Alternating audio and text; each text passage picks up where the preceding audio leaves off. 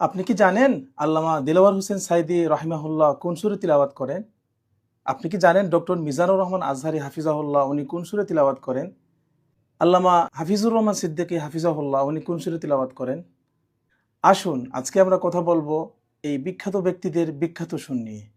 কথা না বাড়িয়ে শুরু করতেছি সবার প্রিয় আল্লামা দিলওয়ার হোসেন সাইদি রাহিমাহুল্লাহ উনার সেই জনপ্রিয় সুর নিয়ে।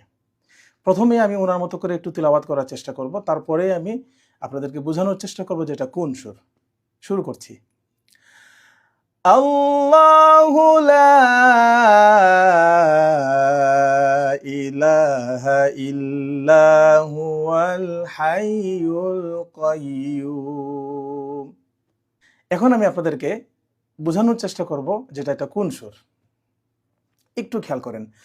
লা তাখুযুহু সিনাতুন ওয়ালা নাওম।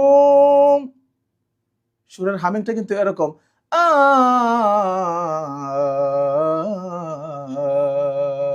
অনেকে হয়তো বুঝে গিয়েছেন এটা হচ্ছে মাকাম রাস্ত। এবার আসুন আমরা জানবো ডক্টর মিজানুর রহমান হাফিজাহুল্লাহ উনি কোন সুরে তিলাওয়াত করেন। আপনারা জানেন ওনার ওয়াজ এবং ওনার তিলাওয়াত দুটোই কিন্তু আল্লামা দিলওয়ার হোসেন সাইদি রাহিমাহুল্লাহ ওনারই অনুকরণে উনি করে থাকেন। তো ডক্টর মিজানুর রহমান আজহারি যেহেতু দীর্ঘদিন মিশরে ছিলেন, সেই কারণে ওনার তিলাওয়াতের মধ্যে হালকা একটু মিশরীয় ভাব পাওয়া যায়। আসলে আমরা একটা আয়াতের মাধ্যমে ওনার সেই মিশরি ভাবটা কি সেটা বোঝার চেষ্টা করি।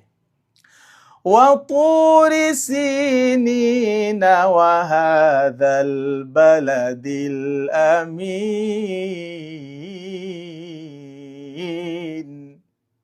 উনিও কিন্তু মাকাম রাস দিয়ে তিলাওয়াত করেন।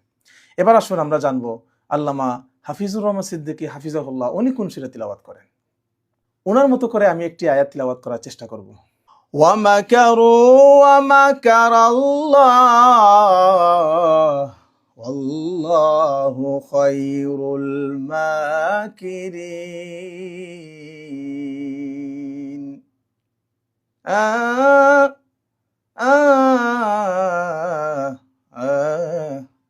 এবার এই আয়াতটা খেয়াল করুন। إذ قال الله يا عيسى إني متوفيك ورافعك إلي ومطهرك من الذين كفروا। ওনার সুরটা হচ্ছে মাকাম আজম। সুরটা কিন্তু কিছুটা